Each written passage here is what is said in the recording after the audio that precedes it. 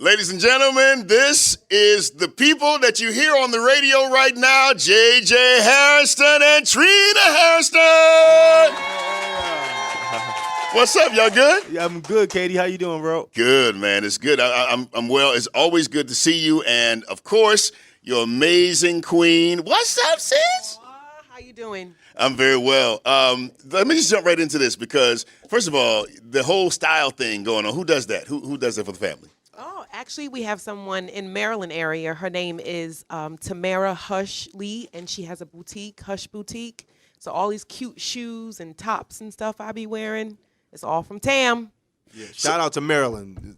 Shout out to Maryland. That's what's up. So you have people, is what you're saying. I got people. Yeah, All right, good. We can't pull this off ourselves. Let me ask you this. So when you like you were on Sister Circle, you're here now. Of course, you're all over the web. Can you wear that again? And where can you wear it again? Like, how do you do that? No, that's the problem. Are you Once serious? you wear it twice and take a picture in it, that's the rule in my house. You can't wear it again. That's the rule on her side of the bed. How do you do it? And so do you wear it again? I'll put this stuff with something else, and it look like it's something brand new. That's the thing about just being in this industry, because my wife cares about that. I don't care about it like that. I mean, you're gonna see this shirt. You might see this shirt tomorrow. Quite frankly, right. I mean, that's just what it is. But I'm really honored to have you guys here, and of course, everybody now knows you're gonna be at Praise in the Park 2019. Yeah. Y'all don't clap, do you? Y'all don't clap. Okay, all right. Look, I don't clap. Spirit done jumped up in here. Okay, we're gonna rebuke that spirit. So, man, of course, you've done it before, and we love what you bring to the table. Tell us, man, what we can look forward to when we think about Praise in the Park 2019 and you being there. Well, Praise in the Park is always amazing. All the artists that get together is just, a great group of artists. Everybody likes to be around each other, so the whole concert just winds up being that much better. But this year, we have a new record to sing music from, so I'm really excited to present new music at Praise in the Park. It'll be songs you know. Okay. By that time, hopefully you guys will have gotten a new CD that just dropped last Friday, and you'll know the songs and we'll all sing them together. Good stuff, man. Yeah. So the name of the CD is? Miracle Worker. Man. The single is the title track. It's 16 songs, and we're so excited about it. We recorded half of it in Nigeria and half of it here in the U.S., and every song, especially in Nigeria, we would start the song and they'd finish it. And really? Yeah. Oh, yeah. The worship culture there is really incredible. Let me ask you about that, 'cause we got a lot we're going to cover here in this time that we're together. But I've heard Todd Dulaney talk about the overseas experience. Yeah. What is it about overseas that makes it different from recording here or just worship here in general? I think that their appreciation for worship is different. There are a few social things that make it different too. There's no middle class in Nigeria, especially. It's either you're really well off or you're not doing well at all. Okay. But when it comes to church, everybody, regardless of where you are, they all worship together. And worship music is like pop music here. Or it's like you'll be walking through the airport and hear Travis Green playing. Pop music, really? Yeah, it's very popular. Like you'll watch regular TV and you'll see gospel videos. So gospel music is just showcased that much more.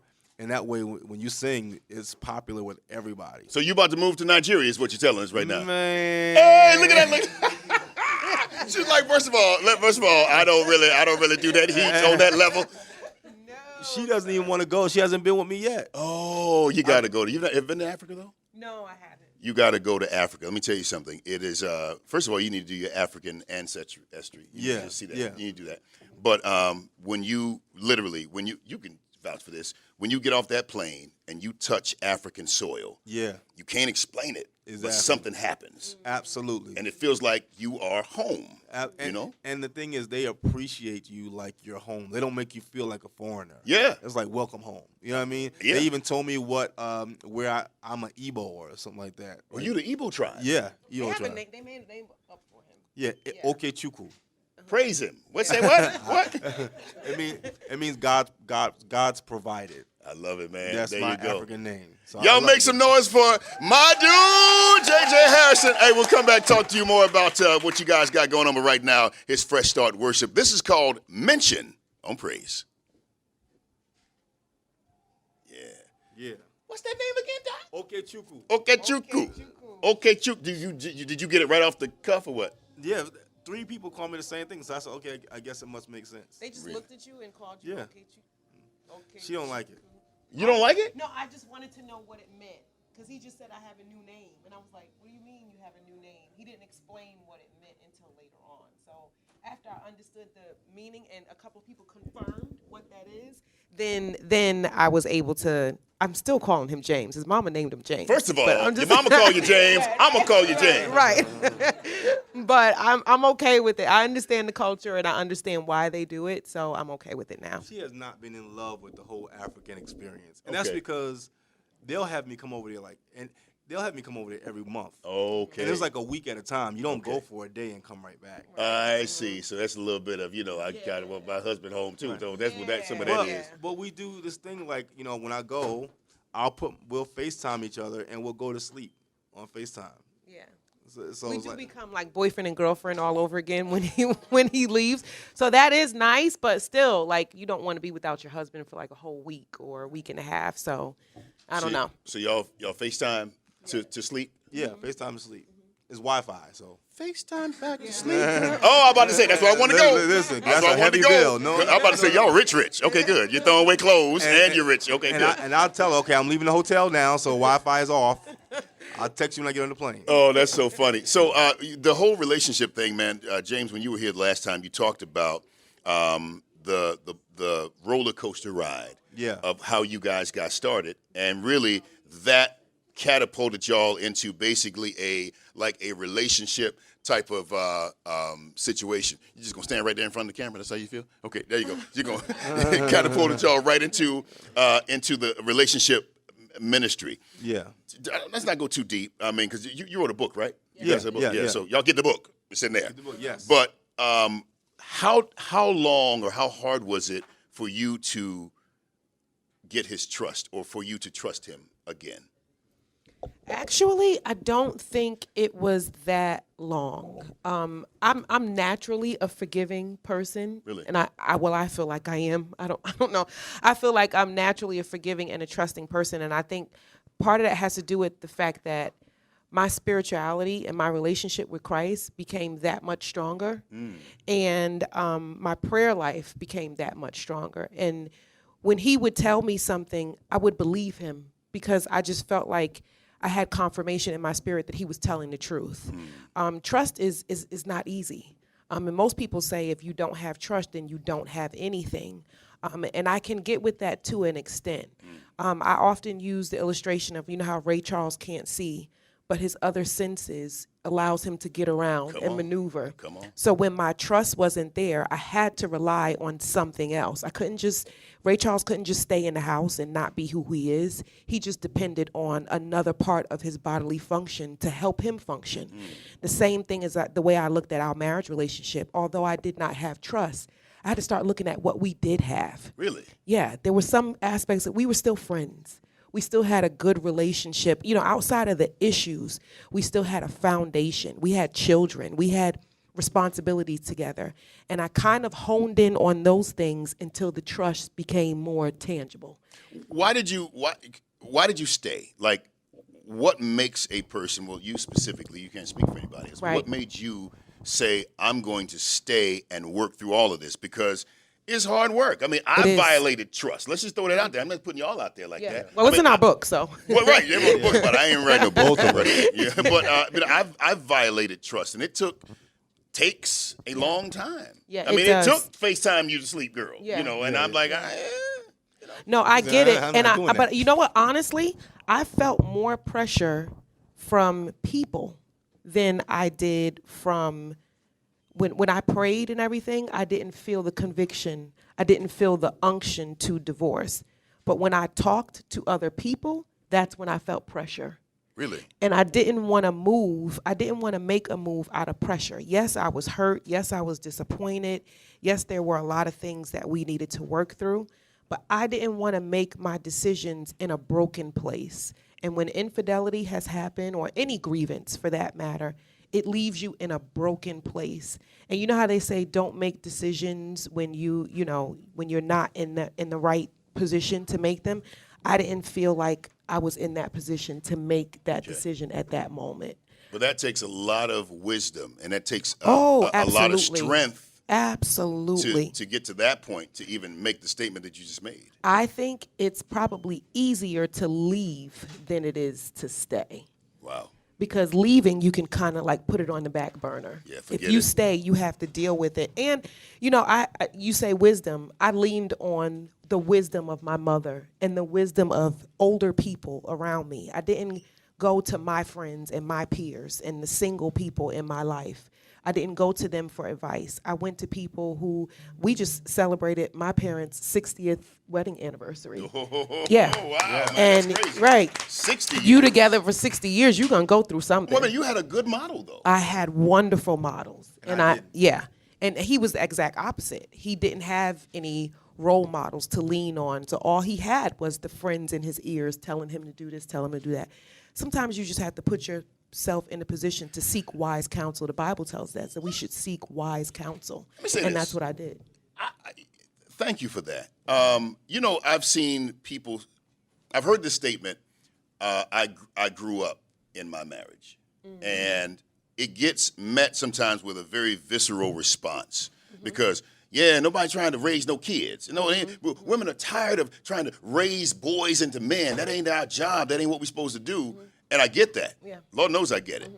But when I think about this, you were mature in an area that he was immature. From the Exactly. perspective of you saw what long-lasting love, you saw the ups and downs, and he didn't. So maybe growing up, maybe we don't need to say it like that. Yeah. But Yeah, it is a truth that a person can be with someone and mature in an area, or that person can cause them to mature in an area that they were previously immature. Yeah. Can you talk on that, James? Absolutely. So, my wife, she had my in-laws, like she said, married 60 years this year. She had always seen a strong family bond. For me, I had never seen it. My grandfather, God rest his soul, I had never seen him kiss my grandmother once. Really? Yeah. How long He's were they a preacher. together? And he was a preacher. And they were married longer than 60 You know, years. preachers be kissing, so I don't know. Yeah. You've never seen a kiss, okay? I mean, they had to have kissed at one point. He's here. But I mean, and my mom and my dad divorced when I was very young. My dad actually abused my mom, so they got divorced when I was 3. You saw it? I think I saw it. Okay, You know I how you got can you. have those glimpses? Yes. My sisters definitely saw it. Okay. And so for me, I faced 2 things. I always wanted to make sure I wasn't abusive, because they say children of abuse often abuse. Yes. So all the times that I felt like that would happen, I would just leave. And that was a problem for our relationship. And then also, the people in my family did not forgive at all. Okay. I mean, forgiveness was a thing for my family. Okay. So when I found that she had kind of made discretion on me, I was determined. That's it. I'm done. Yeah. Even though she had to forgive me. Yeah. So we had to learn, and I think I matured because I had to become what I had never seen. I had to become a husband, not just a provider, but a husband. I had to become a father that was present, not a father that was just available. There's a difference. My dad was available, but he wasn't present. So I learned a lot being married to her, and her being patient enough with me to help teach me, and we taught each other. And I think to add to that, when you were saying how women are saying, I'm tired of raising a man and all that. Yeah. Stop trying to raise them. Stop trying to control. I think women sometimes have a tendency to try to control the situation and try to tell the husband what to do and when to do it and how to do that. Just stop. You don't have to raise anyone. Sometimes men need to do things on their own. They need to figure it out on their own so that they can say that they did it. It's a man ego thing, if you ask me. Some of them, and it might be different for everyone. I'm not saying this holds true for everyone. No, don't That's pull true. up. Preach it. But Preach the it. Don't you pull up. No, listen. Go ahead. He said, "Don't you pull up." I've got your back. But the truth of the matter is, men don't want to be married to their mother. So if you're acting like their mother, then that's probably pushing them further away. Is her microphone on? Yeah. I didn't get to know if okay. The thing is, I just had to lean back and just allow him to figure out his own way and allow God to be God in his life and not try to be God in his life. And eventually he got there. And now like I said, we act more like newlyweds now than we did when we were actually newlyweds. Really? Yeah. And I think that's because God did the change, not Trina. Wow. It was nothing that I wore, nothing fancy about how I slept Some with of the him. stuff you wore was nice. Okay, thank you. He was waiting on that too, first of all. Nothing fancy about my cooking or anything. We got to stop with these cliches saying the way to a man's heart is through his belly. No, it's not. It's probably on your knees praying. But, I mean, all these cliches really get you nowhere, where you really just have to depend on God. I love it. Okay, man. But that little not on clap spirit it's still resting in this room. You know? Y'all don't feel like clapping? Y'all don't feel like clapping? There you go. Okay, good. Thank you. So if you turn it up, I want to make sure that I know we're about to do a break here. And so bring me on in 15 seconds. Let's just jump in there.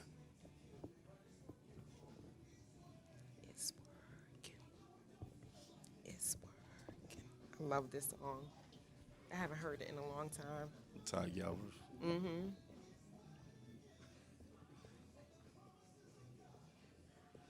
Y'all married?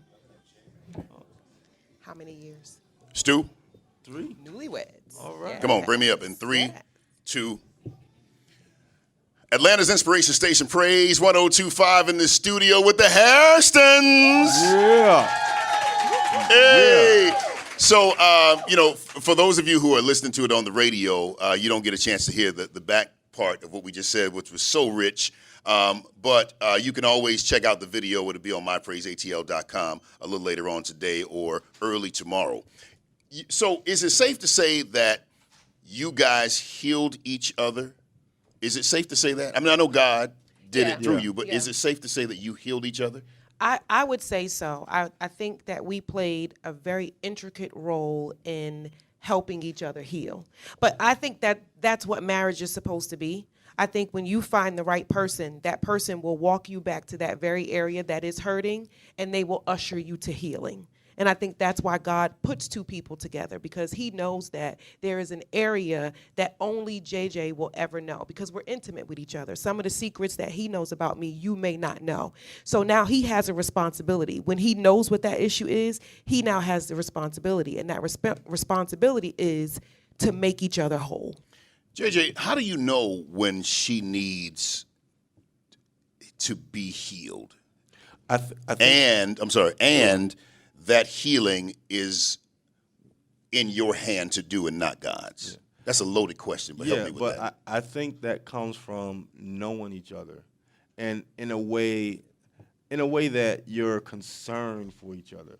People say they love each other, but they don't really have concern for each other. Like, I want to make sure you're okay. Wow. And even not to a point where it has to do with something that's going to benefit me, just so you can be better. And I've learned some areas where she's needed to be made whole because of certain insecurities she grew up with, because of certain things that happened in her family that no one probably would have ever known, except for the fact that we're intimate. And like we always talk about intimacy as what happens in the bedroom. No, we're talking about us knowing each other.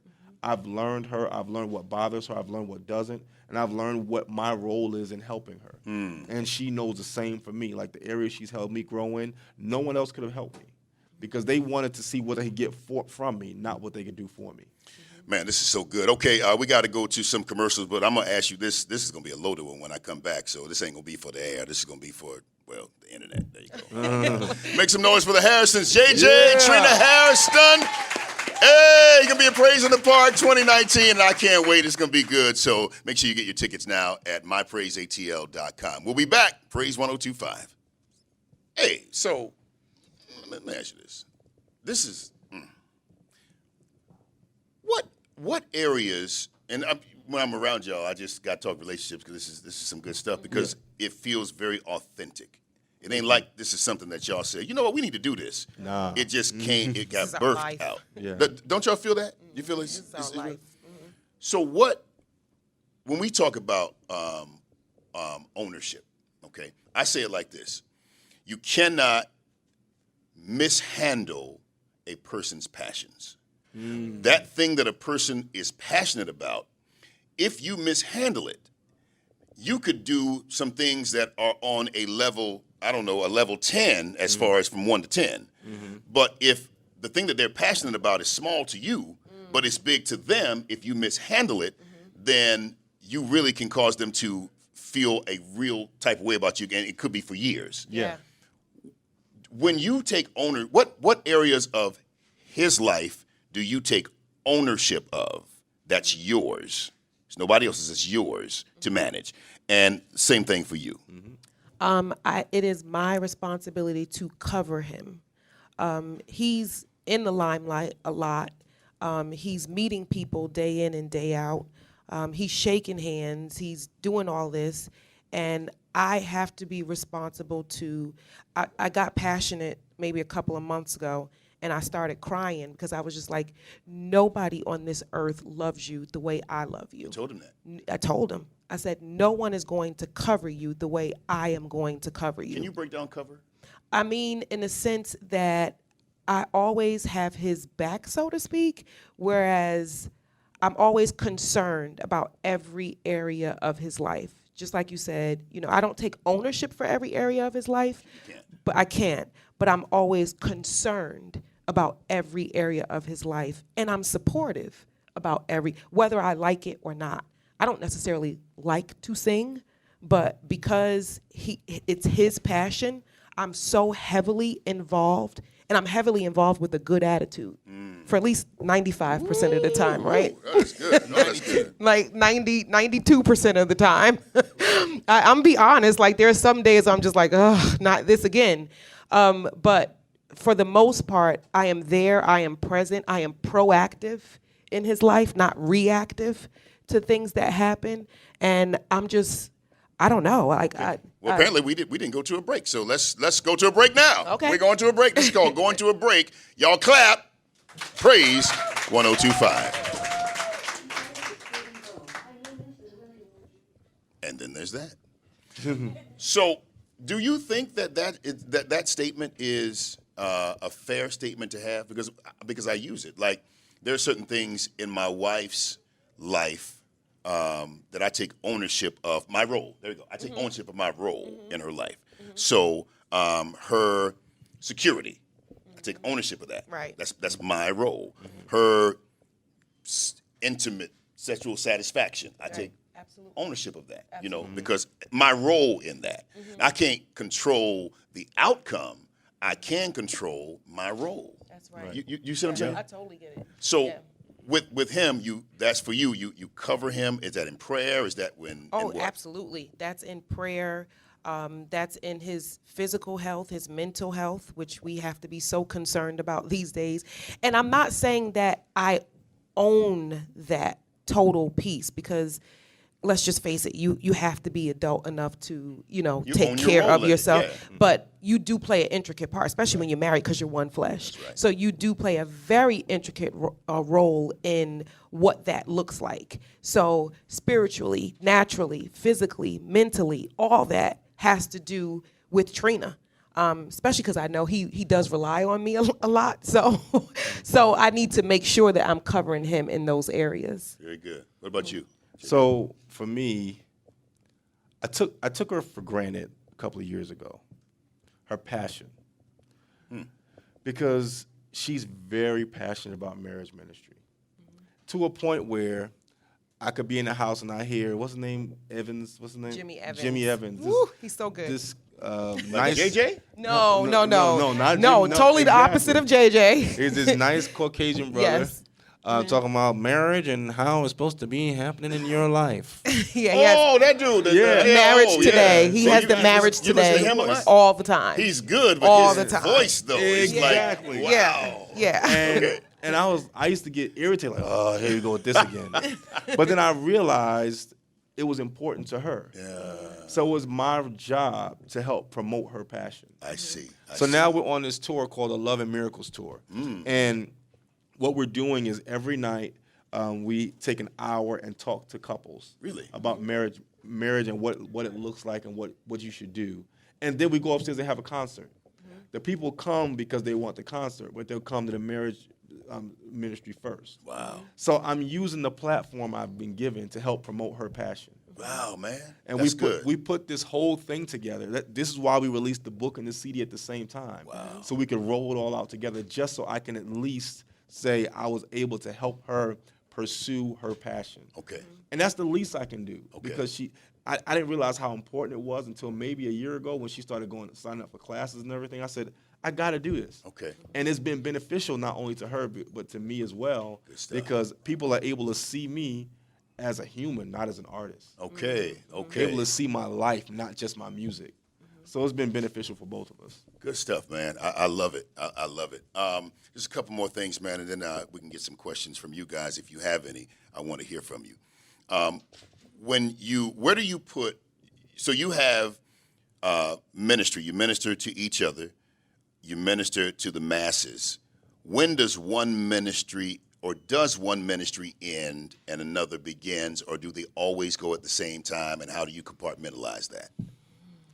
So, Tough question. I've been trying to let one end and one begin. It needs to? It needs to. It needs to. Okay. All right. Yeah. Very good. She has this thing like, turn your phone off. We're gonna what we say. Okay, we'll at least eat lunch. Every day we eat lunch at the table, phones down, put them. Just let's eat. I think every wife does that. Yeah. quite frankly, yeah. But We for try. us, it's a sacrifice because there are things happening every minute of the day, especially when you're like owning your own business and And you're everything. making money, yes. Yeah, it's Yeah. like I get it. this time is not free, but it's worth that sacrifice for us to be able to talk to each other. Say that again, man. Yeah. Right. It may be costing me, but it's costing me more not to. Exactly. yeah, See what I'm saying? That's Exactly. good. Yeah. Exactly. And if we don't talk to each other, we're gonna talk to somebody because you need to get your feelings out. And Is that a threat? No, I think it's honest. Yeah. Does it sound like a threat? Because I've heard people say that, and then some people get offended when you say, if you don't, someone will. Or if you don't, someone, it becomes like that. So sometimes it doesn't land very well. I think that's the reality. It's the reality of the situation. Everybody needs somebody to talk to. It's not even healthy for you to hold your feelings inside. You would want that to be your spouse. You would want your spouse to know both the good and the bad that's on your heart. I mean, you can find a way to tell them the bad that's not offensive, but you need to open up yourself to hear all of that, or they are going to go to someone else. And Katie, we've established something in our marriage. Please tell me. Feelings are not wrong. Absolutely. Please stay there. What That's you good. do with your feelings can be right or wrong. That's good. But we've allowed ourselves to express our feelings to each other, regardless of what it is. Yeah. Because if you let feelings continue, it's a seed that can grow into something else. Yes. And we've learned that some of the issues we had in the past because we weren't able to express our feelings to each other. Feelings, desires, thoughts, whatever those things are, tell me. Yeah. Let's process those things together. I call it being naked and unashamed. You know how the scripture talks about, and I don't think that means all physically. I think that means that your spouse should be able to lay out everything that's happening in them, and you should not make them feel ashamed or judge them for what's happening on the inside. Sometimes when you're more, my thoughts, I don't know it all, but sometimes when you're more mature, you know what to lay on them and what not to lay on And them when. like that and when. Yeah. So I think I'm gonna leave that right there. That's Yeah, pretty no, good. I think that's good. Some stuff you just need to pray about, Yeah. or talk to a therapist about. Yeah, and then sometimes you want to share, the fullness of you, but if your spouse is not able to handle that That's like true. that, That's true. then you have to ask God to give you wisdom in how to share it, I agree. because you can't put the whole capacity of yourself into somebody that can't handle that, because you're gonna waste it. Yeah. And I do think there is a season for that. I think there maybe That's good. now might not be the time, but there is a season to lay that out. But I do think that you should find a way eventually to be able to communicate that. No, that I agree. There should be no feelings that are a secret. Because when it happens, especially, it usually comes out during arguments. Yes, you're right. Then all of a That's sudden right. you'll find out that there was these feelings there that you Oh, never I didn't know you felt that exactly. way. Ow. And there's nothing like a sting of a feeling you never heard in an argument. And that's the worst Right. time to say it anyway. Yeah, Exactly. it is. That's not the appropriate time. But it's gonna come out. Yeah. So I would rather it come out when when it's intended for it to be coming out. This is some good stuff, man. Okay, all right. So I don't want to hog up all the time because I got 1,000 questions. So anybody, question out there? Anybody? I don't have a question, but I do want to talk about, you talked about that intimacy. I'm in the dating thing now because I'm a widow. I became a widow October 2016, so it's hard, it's new, all this new stuff out here with social media and all this stuff. So you talked about that intimacy. I make brothers do research. When I say I'm talking about intimacy, I'm talking about the 7 principles of intimacy and the 5 different types. Go look it up and see what it is, then come back talk. See, I need you to be intimacy before you think you're going to be intimacy. Okay. Okay. I agree with that. Like I said, what I said earlier is you have to find what works for you. And one thing I do like about that, what you said, is the fact that I don't think single women allow men to do the chase anymore. I think women chase men. We are all so quick to just lay our cards out on the table, just tell them how you feel about everything. So there's no guesswork for the men. Men are chasers. They like the prowl on things. But if you take all the work out for them, then you're just going to be an easy prey, so to speak, or easy piece. So I agree with the fact of making them do that research. Now, what you want them to research on is up to you, but I think that you do need to send them on a chase. I do. Yeah, we don't respect, and it's human nature, not just men. Yeah. We don't respect what doesn't cost us anything. Yeah. We like it. Yeah. We may like it a lot, but we don't respect what doesn't cost us anything. Yeah. Yeah. Any more questions? You good? So true. Yeah, man. Yeah, it's gonna cost. So that's why. All you gotta do is put a Louis Vuitton symbol on a regular old Walmart belt. Yep. Yeah. And you're gonna want that belt more. Yeah. Same belt. Yeah. You're gonna want that belt more because it is perceived as it costs more. Yeah. And so that's that. But this project, man, let's dig into that.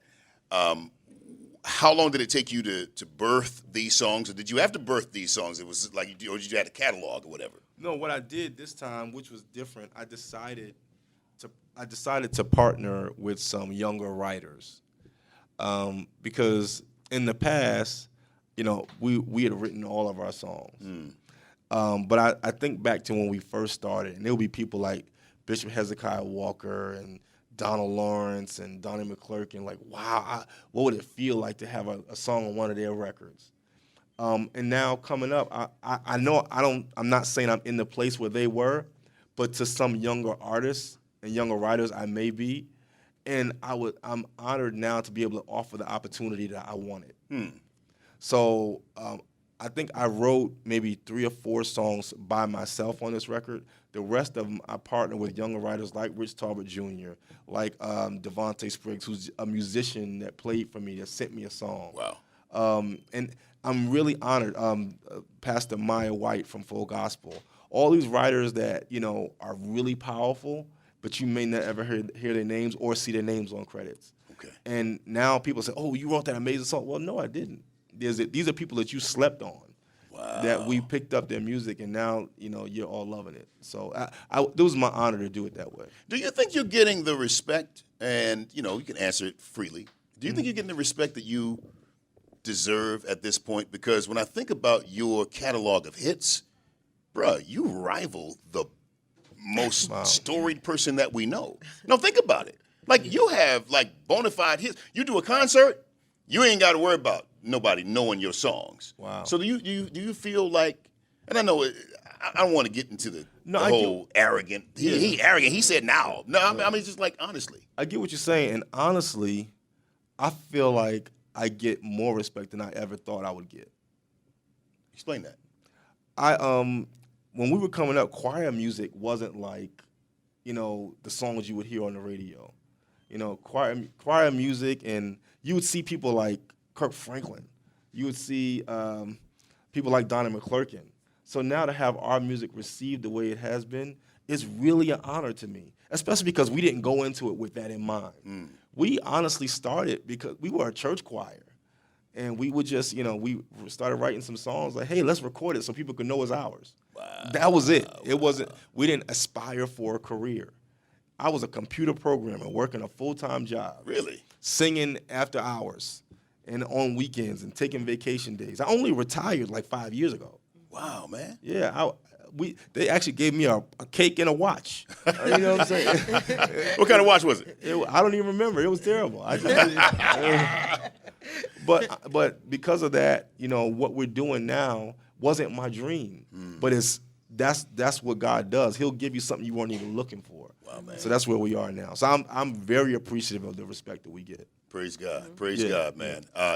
And final, before we get up out of here, moving forward. Yeah. Is it music? Is it marriage ministry? Is it what? What is it? That's a good question. Yeah. That's a good question. I feel like it's a combination, which is what I think this Love and Miracles tour was. I don't want to say an experiment, but this was just us seeing what's next. It's not like we're going out and just doing concerts. I mean, some of these services have been like revival. Wow, man. Last night in Birmingham, Alabama, I mean, from the time we started, it was just incredible. And there's been so many nights like that. And I think for us, music has been awesome. It's gotten us this platform. Now, what God is asking me is, what are you going to do with the platform? You know, are you going to just sing? Are you just trying to make money? Money is cool, and I'll give you that. But what are you going to do with it? And so for me, what I chose to do, again, like I said, was use the platform to help promote our marriage ministry. After that, we'll see what God says. It's a gray area. It's Okay. not black and white, but that's the area that we just trust God in. But I'm not that guy that looks it. at pastor, like being a pastor as a promotion. You're Like, just going to put it out there. yeah. Oh, wait a minute. Wait a minute. Well, Wait a no, minute. So that's you usually the feel like- typical thing. Typically, it's like when people get to this point in music ministry, they say, "Oh, well, I'll just pastor now." Like Coming as if up, that's Bishop an J.J. Harrison. You can't go to pastor, you got to be bishop. Yeah, right, right, exactly. exactly. You can How take many an churches you online got? course One. and be a bishop. No, you can't. Are you serious right now? No, I don't know if you can. But like I said, it's a gray area. We just want to do what God wants us to do, and not even what we want to do, but more so what God wants us to do. I am so honored that you guys are, that you two are real, you're genuine, and I believe you. I love you, but I like you. Thank you. Wow, Okay. Yeah, we thank like you too. We believe like you too. I appreciate. I was fishing for a compliment. Y'all make some noise for the Hairstons. Project in stores now. Make sure you pick it up. I love y'all, and until next time, it's KD Bowe Show. Yes. Yeah.